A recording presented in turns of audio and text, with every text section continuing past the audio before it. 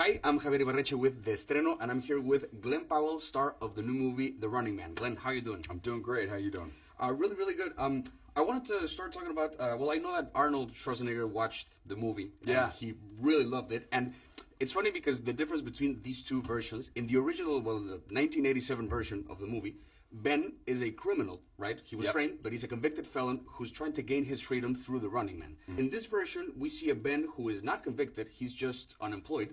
However, that alone entails a lack of freedom that feels just as powerful as being incarcerated in the 1987 version. So, like, these two versions are fighting for their freedom. It's just a different understanding of what freedom is. I was wondering has your idea of freedom changed after making this movie, or how would you describe what freedom is?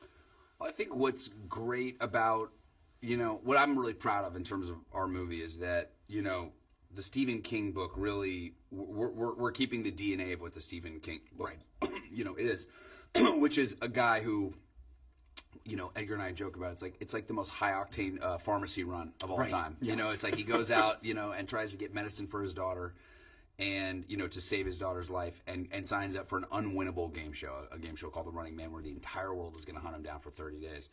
And what I find to be really interesting is that Ben is a guy that, from minute one of the movie, he stood up for his colleagues. There was abuse by the employers of his company, and he flagged it, and he was blacklisted from working, so he can't provide for his family.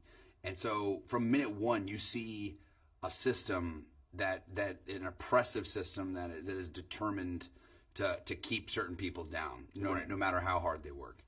And then he signs up for an unwinnable game show, a game show that's rigged against him. And so I think you're exactly right. You feel an abuse of power, and I think it's something that for me makes this movie incredibly timely, a movie that feels of our era. So you look at even though we're in like sort of a sci-fi world, it's an alternate version of 2025.